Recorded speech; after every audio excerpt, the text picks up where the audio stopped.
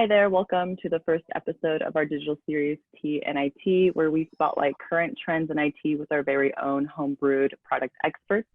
We'll cover a range of topics across the IT spectrum to ensure your organization is able to handle the most difficult IT management problems. We know IT can be stressful, but a cup of tea makes everything better, so stay to the end as we share some of our favorite recipes that help us unwind after a long day. Our first guest is Sid, who is a product evangelist from our IT security team. Sid has been with Zoho Corporation / ManageEngine for the past 4 years. Sid, I'm very excited to have you here as our first guest. Thank you for joining us today. Thank you for having me, Anna. I'm really excited to be doing the pilot episode. You're a big part of our IT security team, and now more than ever, every organization is trying to ensure that they're not in hot water. As an end user, I'm doing my part to keep our organization secure. I'm doing the obvious, like signing out when I'm done with my workday, email management, and then also being aware of phishing and social engineering scams. What have been some of the challenges or concerns regarding working from home securely? How do we do this on an end user level, but most importantly, on an enterprise level? Well, I think to begin with, it's been a few months now, and what we've seen is a lot of teams have adapted over these months. There have been some major cyber attacks that we have heard of in the news. Mm-hmm. I think at large, most IT teams were just taken by surprise with this pandemic, because this was not a planned transition to working from home, right? This was something that just happened overnight. This just happened without any proper change management process, so to speak. And I think that ended up creating a few loopholes in the cybersecurity policies of organizations. But what we did see is an acceleration in a lot of the trends that were, anyway going to happen in the future. For example, we see a lot more organizations now using cloud infrastructure to host different things like Azure and AWS, or they're using increasingly SaaS applications for their day-to-day operations. So I think the adoption of all of these technologies just happened overnight without a proper plan. And those changes, those sudden changes made organizations vulnerable. And to add to that, you had a lot of pandemic themed attacks. You had a lot of COVID-19 themed phishing attacks and scams, for example. And in such cases, you'd have to almost forgive employees because everyone is so concerned, everyone is so scared about what's going to happen. And if you get an email promising updates about the pandemic, or you get an email promising your relief package, for example, end users may well click it. And they say, the weakest link in any organization's defense is the end user. So like you said, you do take as an end user precautions to mitigate some of these risks. Being aware really helps. Just knowing that coronavirus themed phishing attacks exist will probably make you as an end user, more careful the next time you see a very dubious email. And I think on an enterprise level, we saw a lot of organizations focusing on the access management aspect during this change, because as people work from home, many of them, in fact, using their own devices at home because maybe they didn't have time to, take their office devices back home.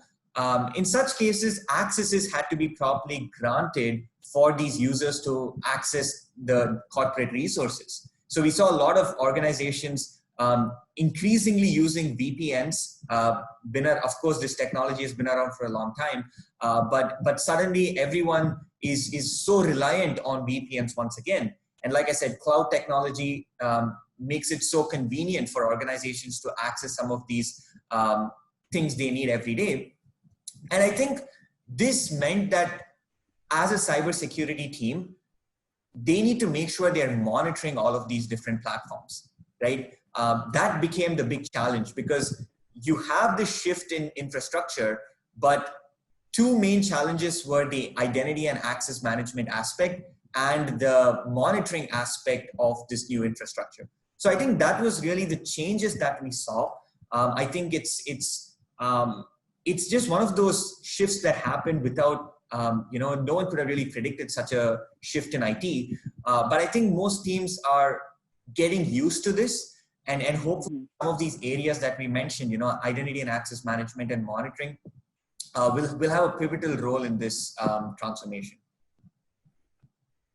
So as someone who is working with our security monitoring tools, what are some of the areas that you recommend that security teams turn their focus to? Right. So I think, like we already touched upon, I think the VPN is really a crucial element to monitor. We've seen that a lot of organizations have fallen victim to VPN-based attacks, like distributed denial of service or VPN-based ransomware attacks, for example. So I think when it comes to monitoring, and me as someone who's working with ManageEngine suite of monitoring tools, a lot of the times when we do our online events and webinars, we've been stressing upon the importance of monitoring your VPNs, right? And being able to associate and correlate VPN activities with security events happening on other parts of the network. So for example, you have use cases wherein an organization observes suspicious VPN activity followed by maybe a suspicious event on one of their critical servers. Such a pattern of events needs to be tracked. And these are some of the use cases organizations must look at. Then when it comes to the cloud environments, I think this is something that organizations often neglect. I don't want to get into a debate about who's responsible for cloud security, but the fact of the matter is any organization has users interacting with crucial, sensitive resources and data on the cloud. And just as an organization would monitor their on-premises infrastructure, they need to start monitoring their cloud platforms as well. So I think these two are very crucial when it comes to directly monitoring your security events, but also some of the age-old best practices remain. You still want to monitor for critical changes happening in your infrastructure. For example, in your Active Directory. Your Active Directory still holds the keys to the kingdom. And even in these remote working times, it's still the core, your identity and access management's core. And you need to make sure that critical changes happening in Active Directory, changes made to groups, changes made to users, and so on, need to be audited, and suspicious events need to be tracked more than ever before, so to speak. And I think when all of this is happening, there's also a shift from focusing on some of your traditional rule-based alerting systems to looking at systems that use technologies like machine learning to do the monitoring for you, right? So I think in this day and age, with some of the use cases that we have, they don't follow predefined rules. They don't follow predefined patterns, so to speak. So I think we see a lot of organizations wanting to use technologies like UEBA or UBA, which stands for User and Entity Behavior Analytics. And these kind of technologies have become so important when it comes to monitoring user activities and spotting unusual events. For example, if you work from 9 to 5, but at 2 a.m. in the middle of the night, you are accessing a system that you've never accessed before and copying a large volume of data, such an event needs to be flagged, right? And such events, such kind of use cases are best dealt with by using user and entity behavior analytics. And in this time when users may have their account compromised by a malicious actor, and they may not even know that that has happened, it becomes all the more important to use some of these monitoring technologies.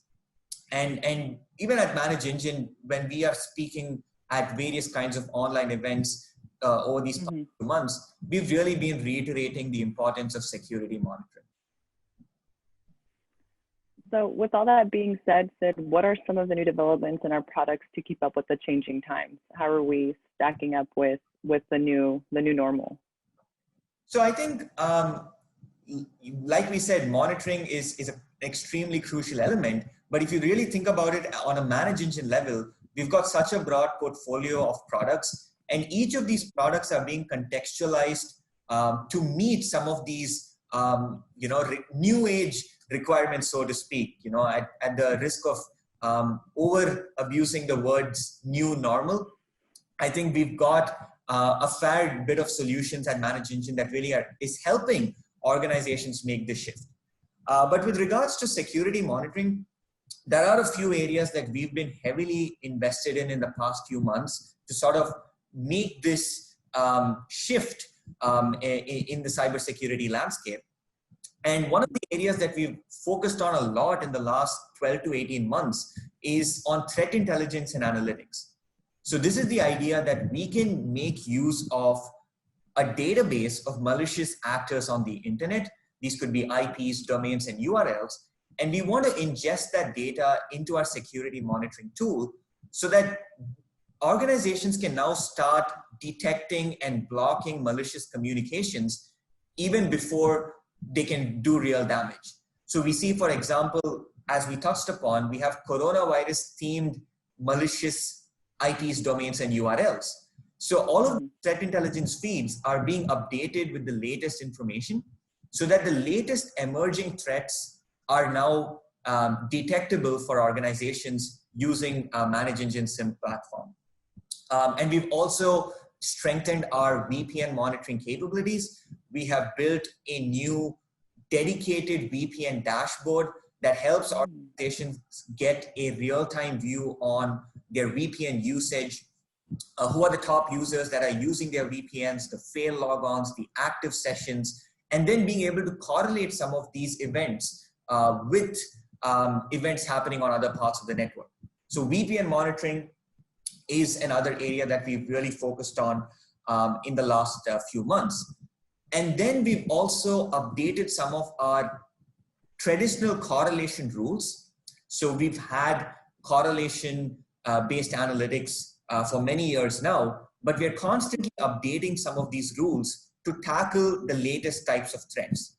So you have, for example, now in our SIM platform, coronavirus themed ransomware detection rules, which help organizations watch out for suspicious activities on their files and folders and systems so that they can flag some of these newer ransomware attacks that have become a theme of our time.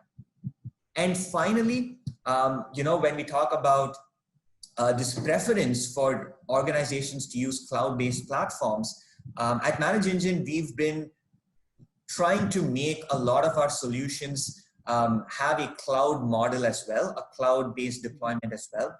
And with our SIM solution, Log360, we've been actively building what we are calling Log360 Cloud, which aims to have the same kind of features that Log360 has, except that it's now available as a SaaS. So we already released this solution a few months ago, and we're constantly looking to add more features and sort of have a cloud focus, because increasingly organizations want to be able to do their IT on the cloud, right? So you have a SaaS solution like a monitoring tool, and organizations want that sort of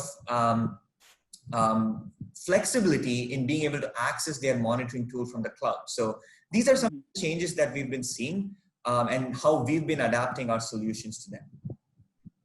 That's great. I know a lot of our Log360 customers are going to be really happy that we now have the cloud version. I know that was a really big question that we always got on site at events. Well, now the time has come, Sid, to wrap things up. But if you'd like to learn more from Security Sid, please join him as he hosts 10 security tips for managing and monitoring your Windows infrastructure, coming up on the 17th of this month, which is September now. You can register for reminders for both below. And with that being said, Sid, what fills your cup?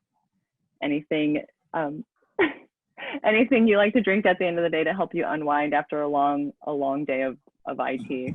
Yeah, for sure. I think that is just as important a question as any of the other questions we discussed.